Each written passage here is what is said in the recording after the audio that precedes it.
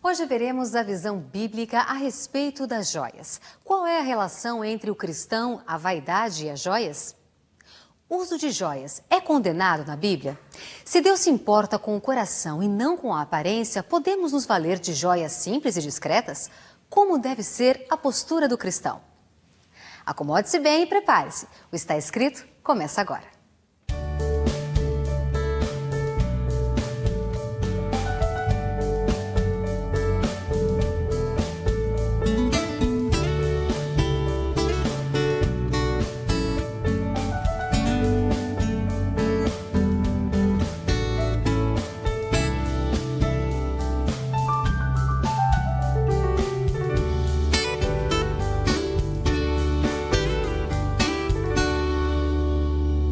Querido, como você sabe, o tema do programa de hoje é sobre joias, joias na Bíblia. Então eu já quero delimitar aqui algumas coisas. Nós não vamos falar a respeito de roupas, nem vamos tratar aqui a respeito de outras adjacências que envolvem muitas vezes esse assunto quando a gente começa a falar de joias. Nós vamos nos delimitar ao uso de joias na Bíblia. Bom, você sabe que existem cristãos que usam joias e cristãos que não usam joias. Será que isso não tem relevância? Pode usar como também pode não usar, é isso? Agora, e se a Bíblia explicar para você que você pode usar joias? Você vai começar a usar, você que não usa. Você vai quebrar esse preconceito e vai começar a usar joias sem problema nenhum? Você que não usa, se você perceber na Bíblia que você pode usar joias, que é uma teologia envolvendo a apologia do uso das joias, você vai começar a usar se você perceber que há uma tendência bíblica para isso? Ou pelo menos você vai não se fechar mais a respeito desse assunto? Agora, o inverso também é verdadeiro? Se você descobrir que existe uma teologia clara na Bíblia contra o uso das joias, você vai continuar batendo o pé? Veja, o assunto de joias não envolve salvação, ok? Nós não estamos falando e não falaremos a respeito de salvação. Ninguém está dizendo que é pecado não usar joias ou usar joias. Não envolve pecado, não envolve a questão da salvação, mas sim uma postura de conduta do cristão e da mulher cristã. Essa conduta, ela é muito importante, porque nós precisamos casar sempre um conceito que eu vou desenvolver e vou repetir no decorrer do programa. Nós precisamos ter na nossa essência harmonia com a aparência. São duas coisas que precisam andar juntas, essência e aparência. A sua essência é revelada pela sua aparência? Sim ou não? De que adianta você me falar que tem um coração puro, um coração sincero, se você não demonstra isso com as suas atitudes, com as suas palavras e com aquilo que eu posso ver em você? Então, precisamos entender que não podemos ficar só na essência, precisamos também da aparência. Esse conceito, ele é bíblico. Nós sabemos que Jesus só operou um milagre para destruir, que foi a figueira que se secou. E o problema da figueira era exatamente esse. Ela aparentava ter frutos, mas não tinha. Tinha aparência, mas não tinha essência. Foi destruída. Ter aparência e não ter essência é muito ruim. Agora, não ter a essência e ter a aparência e o vice-versa, você não ter a aparência e ter a essência, também é estranho. De que adianta o seu coração ser o mais puro do mundo se ninguém consegue perceber isso? Precisamos de equilíbrio nessas duas coisas, nesse sentido.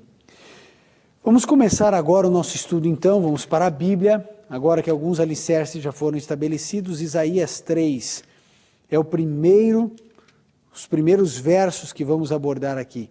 Isaías 3, vamos ler do verso 16 até o verso 18. Vamos ler, acompanhe comigo, Isaías 3, 16 a 18, diz assim: Diz o Senhor, visto que as filhas de Sião se exaltam e andam de pescoço erguido, e têm olhares impudentes, e quando andam, como que vão dançando e fazendo retinir os ornamentos dos seus pés, o Senhor fará tinhosa a cabeça das filhas de Sião, e o Senhor porá a descoberto a sua nudez. Naquele dia, tirará o Senhor os seus enfeites, os anéis dos artelhos, as toucas, os colares em forma de meia-lua, verso 19, os brincos, os braceletes, os véus, verso 20, os diadema, as cadeias dos artelhos, os cintos, as caixinhas de perfume, os amuletes, verso 21, os sinetes e os anéis pendentes do nariz. Olha que interessante, havia uma altivez por parte das mulheres do povo de Israel em função de uma apostasia profunda. Se você for estudar o contexto do livro de Isaías, você vai descobrir algumas coisas.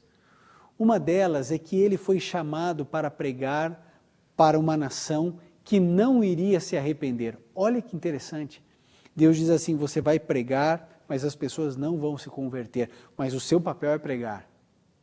Agora, o povo em profunda apostasia, ele estava envolto de costumes pagãos. Todas as vezes que o povo de Israel se afastou de Deus, você encontra duas coisas, ou três: sacrifício para os deuses, você encontra orgias sexuais e você encontra o povo vestindo joias, usando joias. São três elementos que você encontra constantemente no povo de Israel em momento de apostasia. Nós estamos começando a construir uma teologia a respeito desse assunto. Sempre que aparece essas joias, as mulheres usando joias, você percebeu? Brincos pendentes no nariz, piercing, muito antigo. Os braceletes, os colares, os anéis. Quando Isaías diz, quando o povo se converter, Deus tirará essas coisas delas, porque os símbolos eram pagãos, os símbolos evocavam a outros deuses. O povo de Israel, quando estava perto de Deus, não tinha nada disso. Não usavam joias, as mulheres não se envolviam com essas coisas. Nós encontramos nesse texto, de maneira muito clara, a orientação de Deus a respeito das joias. Torno a dizer a você, isso aqui envolve salvação. Uma mulher que usa brinco, por exemplo, ela vai se perder por causa do brinco? Não, ela pode se perder por causa da vaidade, que é um pecado. Mas eu também aqui não quero fazer a avaliação subjetiva a respeito do que é vaidade, porque aí você pode querer argumentar comigo que uma gravata é vaidade, que um carro é vaidade. Eu não estou falando de vaidade, eu estou levantando biblicamente textos que falam a respeito do uso de joias. E você vai descobrir que não há motivação alguma na Bíblia para que você, mulher, use. Não há. Se o seu desejo é seguir a palavra do Senhor, se o seu desejo é servir a Jesus Cristo, você vai perceber que em momento algum há qualquer apologia favorável ao uso de joias. Vamos lá, vamos para o livro de Juízes, no capítulo 8, livro de Juízes, no capítulo 8, verso 22 até o verso 24. 22 a 24, Gideão estava ali no processo de recusar a governar, depois de ele ter vencido algumas batalhas, mas veja ali, 22 em diante, diz assim: Então os homens de Israel disseram a Gideão: domina sobre nós, assim tu como o teu filho e o filho do teu filho, porque nos livraste das mãos dos midianitas. Porém Gideão lhe disse: não dominarei sobre vós, nem tampouco o meu filho dominará sobre vós, o Senhor sobre vós dominará. E lhes disse: uma petição vos farei, dai-me cada um de vós os brincos de ouro do despojo. Os vencidos de fato usavam brincos de ouro porque eram ismaelitas. Quando Gideão venceu os midianitas e o povo quis entronizá-lo como rei, Gideão falou assim, eu não vou governar, nem meu filho, nem o filho do meu filho, o Senhor dominará sobre vós. O regime certo de governo era a teocracia, e não a monarquia, como o povo de Israel queria. E aí o que a gente descobre aqui? A gente descobre que ele pede um presente por ter vencido os midianitas. Ele disse assim, eu quero os brincos de ouro daqueles que foram vencidos. Por que eles usavam? A Bíblia declarou a você e a mim, porque eles eram ismaelitas. O povo de Israel não usava isso. Obviamente que Gideão, um homem de Deus, ele não queria uma montanha de brincos para ficar usando. Obviamente que não. Era por causa do ouro, era por causa das riquezas. Ele estava ali querendo um pedaço do despojo dos midianitas. A recompensa por ter arriscado a vida e vencido os midianitas para o povo de Israel.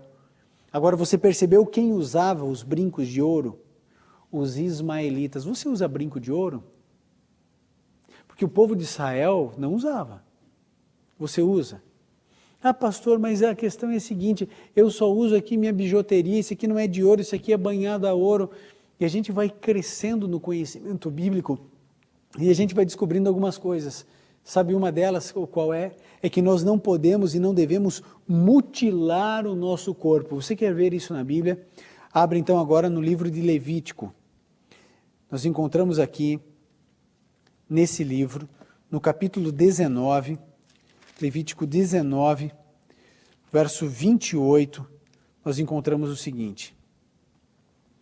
Pelos mortos não fareis incisões no vosso corpo, nem fareis marca alguma sobre vós, eu sou o Senhor. A gente não está falando aqui a respeito de tatuagem, mas a Bíblia está dizendo que nós não devemos fazer marca nenhuma no nosso corpo. Pelos vossos mortos não fareis incisões em vosso corpo. Deus está dizendo que eu e você, nem por morto, nem por vivo, nem por nada, eu devo me retalhar, eu devo me furar. Agora para pensar um pouco. Os pais pegam a criancinha, bebezinha, menininha, toda lindinha, tem dias ali, às vezes pouquinhos meses, e levam até a farmácia para furar a orelha. E a desculpa de levar a criança nessa idade é porque dói menos. Ah, querido, eu tenho certeza que dói. E sabe por que a gente sabe que dói? Porque quando vai na farmácia fazer isso, eles põem xilocaína ali, e a criança chora mesmo assim. Pare para pensar, eu sei que você que é pai, você que é mãe, que fez isso com o filho, com a filha, não fez por mal, mas pare para refletir. Não é errado você reconhecer que no passado você errou. Se você tem uma bebezinha aí na sua casa que você está pensando levar para furar a orelha, querido, abandone essa ideia. Se Deus quisesse que a sua orelha fosse furada, você nasceria assim. A Bíblia declara que nós não devemos fazer incisões no nosso corpo por nada. O seu corpo e o meu corpo é o templo do Espírito de Deus. Aí você vai lá furar o seu corpo? Vai dilacerar o seu corpo? Ah não, mas é tão pequenino, existe furo pequeno para o templo do Espírito Santo? Sabe, meu amigo e minha amiga, eu estou desenvolvendo com você em textos da Bíblia uma teologia clara, onde sempre que existe joias, nós associamos com povos pagãos, ou se está envolvido o povo de Israel com apostasia. Não há base bíblica para você dizer assim, não, eu uso joias e não tem problema nenhum. Você pode até usar joias, mas se você conhece a teologia bíblica, você não pode dizer que não tem problema nenhum, porque tem. Porque não há apoio nenhum nas Sagradas Escrituras para homens ou para mulheres usarem qualquer tipo de joia. Bom, vamos continuar aqui. Vamos para Gênesis 35, o primeiro livro da Bíblia, Gênesis 35, verso 2 e verso 4. Gênesis 35, 2 e 4, nós lemos o seguinte, de 2 a 4. Então disse Jacó à sua família e a todos os que com ele estavam, Lançai fora os deuses estranhos que há no meio de vós, purificai-vos, mudai as vossas vestes. Olha só que interessante, eles tinham deuses estranhos, estavam em apostasia e vestiam um tipo de roupa. Aqui Jacó está dizendo, mudai as vossas vestes. O assunto, você sabe, não é vestuário, não é roupa, mas isso deveria ser pelo menos um gancho mental para você e para mim. Quando as pessoas se apostatam dos caminhos do Senhor, o vestuário também muda. Quando se aproximam de Jesus, o vestuário muda também, para melhor. Verso 3, levantemo-nos e subamos a Betel, onde farei um altar ao Deus que me respondeu no dia da minha angústia, e que foi comigo no caminho por onde andei. Então deram a Jacó todos os deuses estranhos que tinham nas mãos e as argolas que lhe pendiam das orelhas, e Jacó escondeu debaixo do carvalho que está junto a Siquém. Aqui nós encontramos Jacó fazendo uma limpa. Agora, todos vocês que estão comigo, todos vocês, nós vamos nos consagrar ao Senhor. Vocês vão me dar todos os deuses estranhos, todos que vocês carregaram das suas terras. Vocês vão me dar também, e eles deram as argolas das orelhas, os brincos, deram tudo. E ele foi lá e enterrou, trocaram as vestes. Querido, quando a pessoa se converte, há uma mudança na aparência também, não é só na essência, é na aparência. Ah, pastor, mas Deus vê o coração, Ele sabe que eu não tenho amor nenhum. Se você não tem amor nenhum e você vê que biblicamente não há base para isso, por que você não joga fora? Você não está dizendo que não tem amor, não tem apego? Eu sei muitas pessoas dizem assim, não pastor, mas olha, quando eu saio de casa sem as joias, parece que eu estou nua. Eu não me sinto à vontade de sair de casa assim. Como é que eu vou num casamento sem joias? É um desrespeito à noiva. Meu querido amigo e minha querida amiga, eu e você precisamos entender que os costumes desse mundo e da nossa pátria, da nossa região onde nós moramos, pode e deve ser seguido desde que não fira princípios bíblicos. E a orientação bíblica é tão evidente, é tão clara. Eu e você podemos deixar de lado todas essas coisas. Quando o povo se convertia, tudo isso ia embora. Quando o povo se apostatava, todas essas coisas vinham. Então, à medida em que eu e você vamos entendendo esses princípios, as coisas vão ficando mais claras para você e para mim. Abra agora a sua Bíblia no livro de Êxodo, no capítulo 33, do verso 3 até o verso 6. Êxodo 33, do verso 3 até o verso 6. Sobe para uma terra que mana leite e mel, mas eu não subirei no meio de ti. Por que Deus não iria subir? Porque és povo de dura cerviz, para que eu não te consuma no caminho. Verso 4 agora. Ouvindo o povo estas más notícias, pôs-se a prantear, e nenhum deles vestiu os seus atavios, pois o Senhor tinha dito a Moisés, dize aos filhos de Israel, és um povo de dura cerviz, se por um momento eu subir no meio de ti, te consumirei.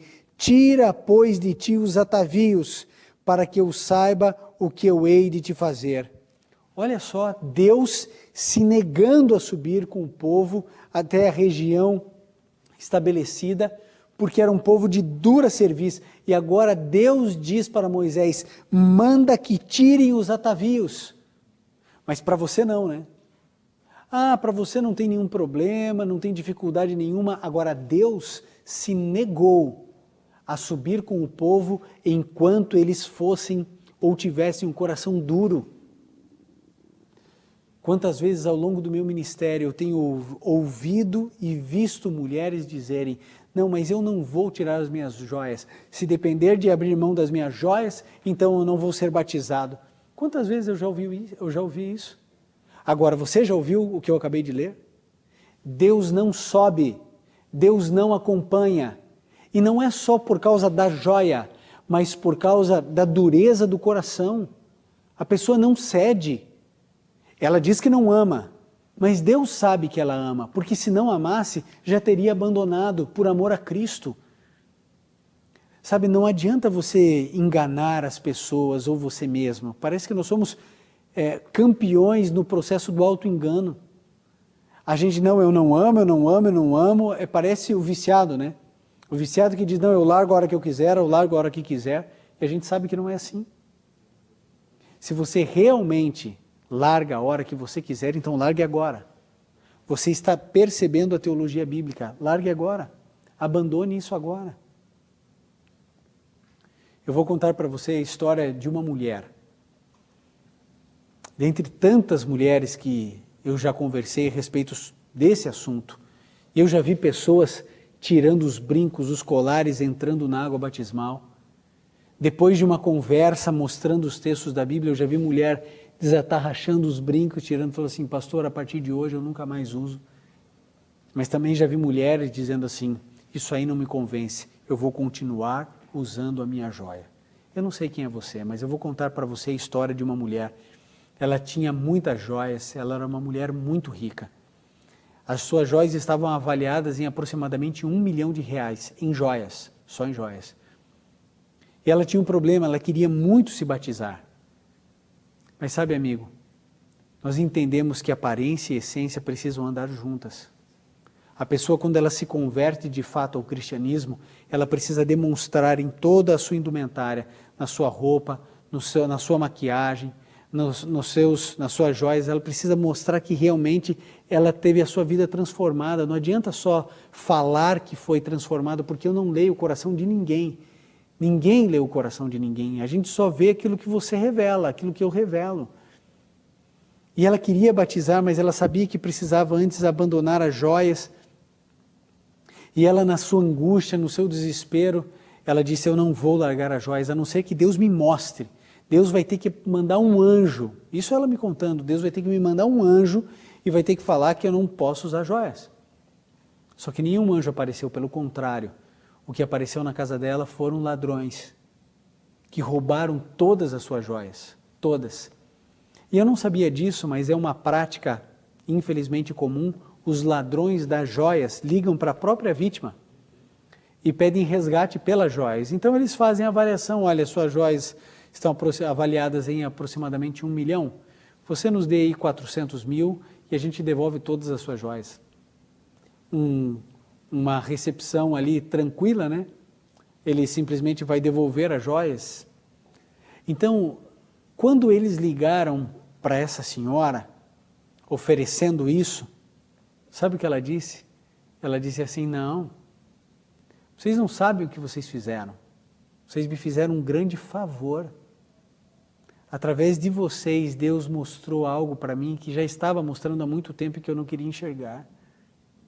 Vocês podem ficar com as joias. Eu não tenho mais amor nenhum a elas. Aliás, eu não quero mais essas joias na minha vida. Olha a decisão de uma mulher. Olha a decisão de uma mulher. Esses dias eu tive o privilégio de batizar uma mulher que desceu o tanque batismal, tinha o coração duro, mas depois que entendeu a mensagem bíblica, foi tirando os brincos e descendo o tanque batismal. Era uma piscina.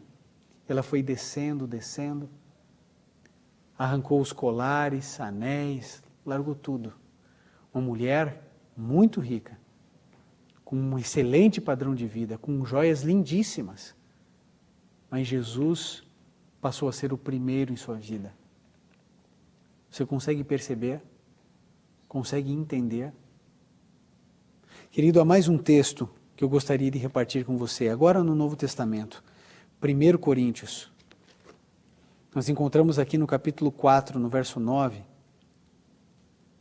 algo que você, mulher, deveria cuidar mais. 1 Coríntios 4, 9 diz, pois tenho para mim que Deus nos pôs apóstolos por último, como condenados à morte. Somos feitos espetáculo ao mundo, aos anjos e aos homens. Eu e você fomos colocados nesse mundo também como espetáculo ao mundo, aos anjos e aos homens. É claro que a minha aparência conta e conta muito. Eu quero fazer um exercício com você.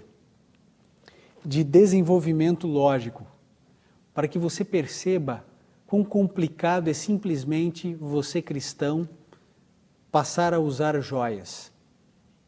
Veja só, vamos imaginar que a partir de hoje nós fizéssemos uma releitura de todos esses textos e chegássemos à conclusão que não há problema nenhum, que nós podemos usar joias. Já imaginou isso?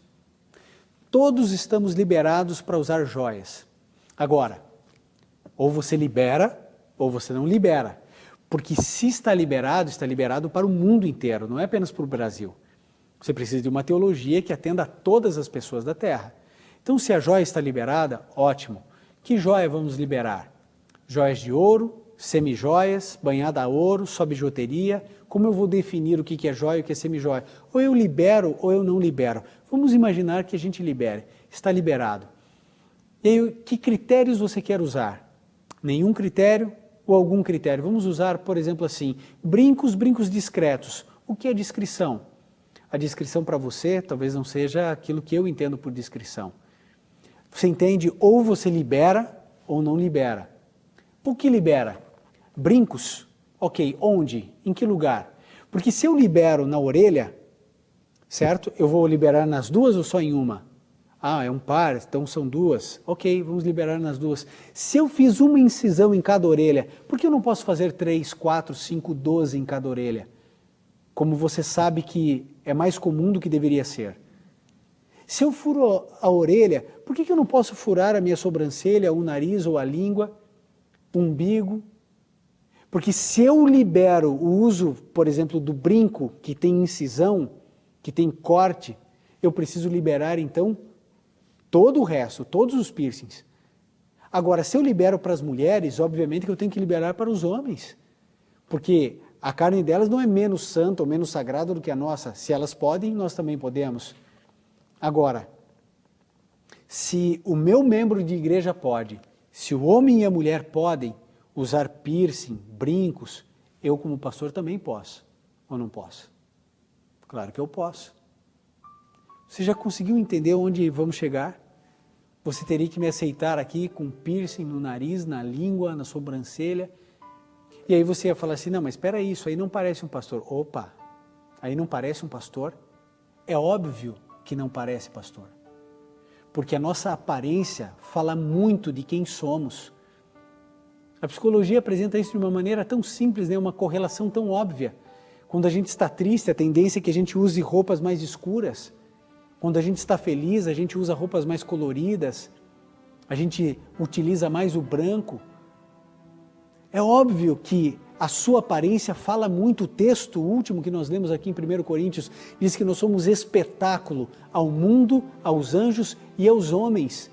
As pessoas têm que enxergar Jesus também na sua aparência e não apenas na sua essência. Deus quer que você receba uma transformação, uma metamorfose completa.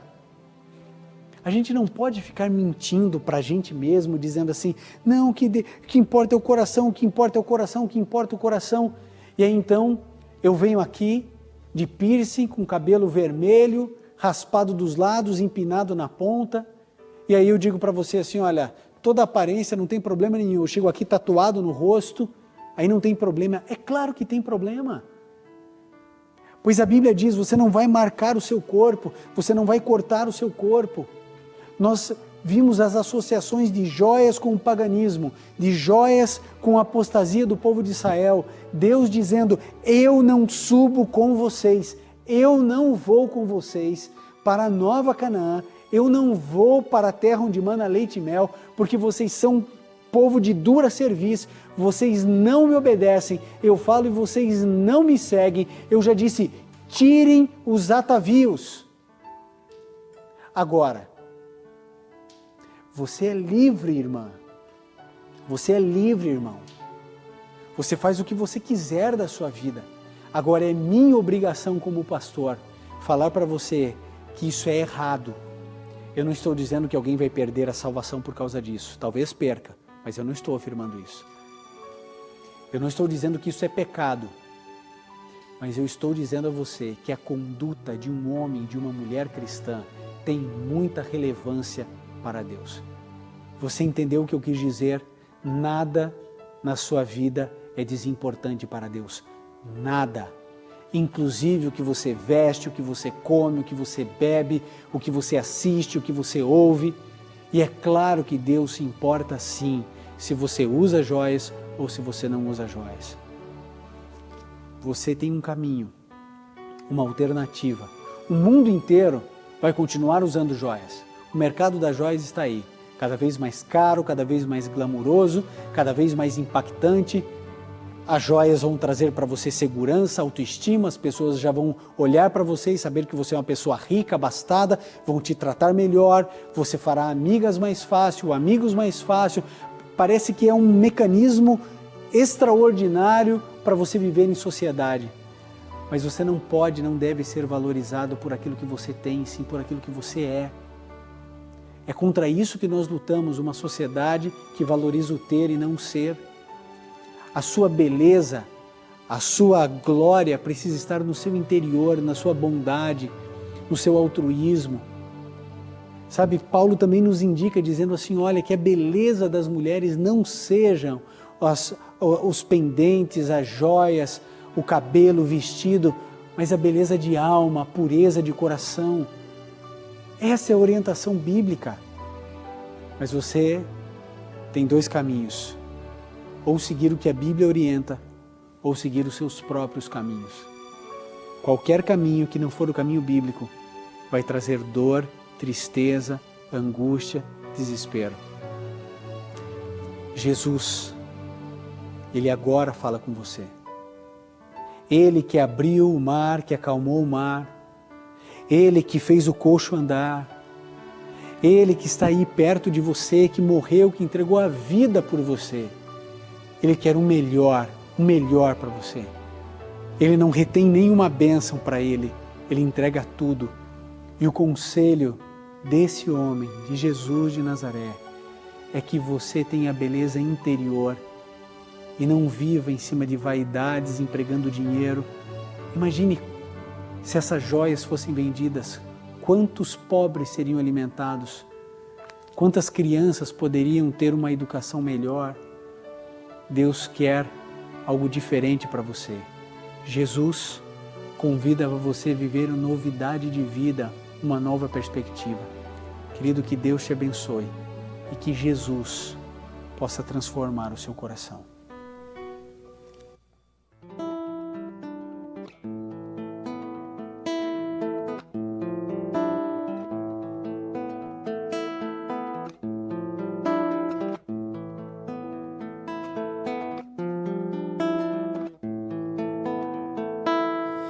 Quem é esse que fez o pão multiplicar? Quem é esse que tem poder para curar?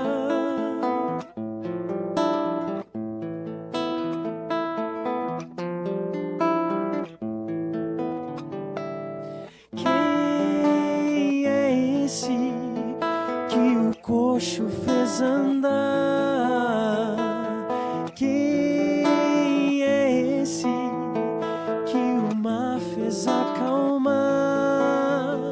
Trouxe vida ao pecador, morreu na cruz só por amor, e sentado lá está com o Pai.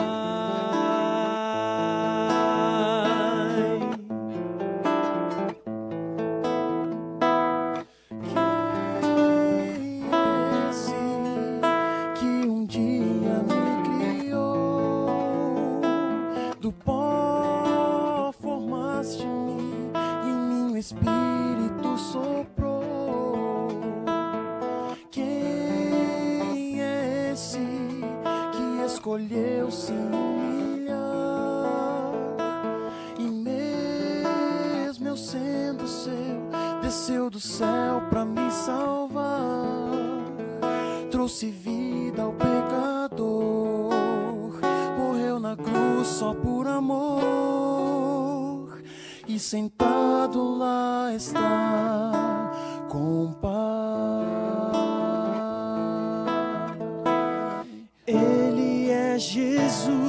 Cordeiro que morreu na cruz, o pão da vida que traz paz, a água viva que satisfaz. Ele ressurgiu e em glória foi levado ao céu e voltará para buscar aquele que a ele for fiel.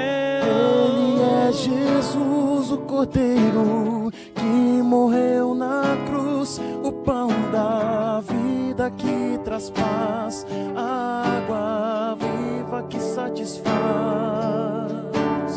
Ele ressurgiu e em glória foi levado ao céu e voltará para buscar aquele que a ele for fiel.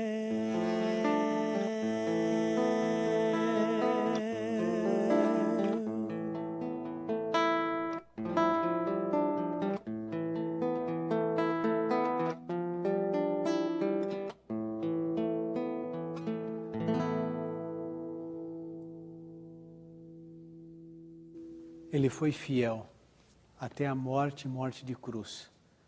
Ele ama você, se preocupa com você e quer o seu melhor.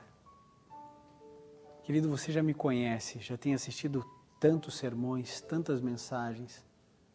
Você não pode imaginar que eu venho aqui gravar uma mensagem como essa com o intuito de machucar alguém, de magoar alguém. Eu falo as verdades bíblicas porque elas estão aqui. Eu não sou responsável pelas suas decisões. Eu sou responsável por falar aquilo que precisa ser dito. Mas a decisão sempre será sua. Eu sei que para cada argumento existe um contra-argumento. Eu não estou aqui para convencer ninguém a nada. Simplesmente eu abri a Bíblia e li os textos.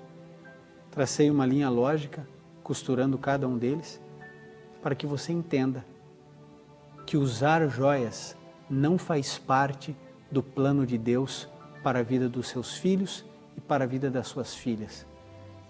Mas se você quiser continuar retalhando o seu corpo, furando o seu corpo, se você quiser continuar a usar, talvez é um bracelete, é só uma pulseirinha de canela, é só um colarzinho que a minha avózinha deu com tanto amor, passou da minha avó para minha mãe, então eu uso. Você que sabe, a decisão é sua. Mas a percepção de Deus é: não subirei enquanto não tirarem os atavios. Ficou claro isso a você? Deus, Ele não quer que o seu coração seja tão duro a ponto de você gostar tanto de qualquer coisa. Eu sei, você pode estar dizendo assim: não, mas pastor, o senhor está usando uma aliança, aliança é uma joia. Querido, existem joias ornamentais e joias funcionais. Essa é uma joia funcional dentro do nosso país, ela é válida, importante e significativa. Representa muita coisa para a sociedade em que nós estamos vivendo. Mas em alguns lugares dos Estados Unidos, quando eu vou, eu tiro a aliança, porque para eles isso é escândalo. Aqui no Brasil eu preciso usar. Um dia desses eu perdi a minha aliança, estava pregando no Está Escrito Adoração, começaram a vir os e-mails. O que aconteceu com o pastor Ivan que está sem aliança? É uma joia funcional. Ela tem um significado. O relógio é uma joia funcional. Ela tem um propósito. Agora, existem joias ornamentais. Ou seja, o cristão, ele se abstém de joias ornamentais, usa com moderação as joias funcionais. Não vai usar uma aliança lá de não sei quantos milhões, um relógio de não sei quanto. Não é isso. A gente usa para a função que ele exerce. Aquilo pode se tornar uma joia dependendo da relação, do custo, da relação que existe com aquela joia. Querido, a palavra de Deus é clara. Você pode arrumar desculpas, você pode questionar, você pode contra-argumentar, mas a verdade é que você é incapaz de construir uma teologia bíblica a favor das joias. Nós podemos construir uma negativa, agora a favor é impossível. Vamos orar a Deus, vamos pedir que Ele de alguma maneira toque no seu coração para que a vontade dEle prevaleça na sua vida, se puder, feche seus olhos, curve sua fronte e vamos juntos orar. Querido Pai, por favor, mostre a Tua vontade para essa filha, para esse filho que ainda relutam em tomar uma decisão. Abençoe a todos aqueles que estão tirando os brincos, os anéis, as pulseiras, os colares. Que, ó Deus, eles possam verdadeiramente se livrar de tudo isso que não Te agrada. Obrigado, Senhor. Obrigado por essas decisões. Salve-nos pela Tua graça e pela Tua misericórdia a todos nós, em nome de Jesus. Amém. E lembre-se, amigo, está escrito: nem só de pão viverá o homem, mas de toda a palavra que sai da boca de Deus.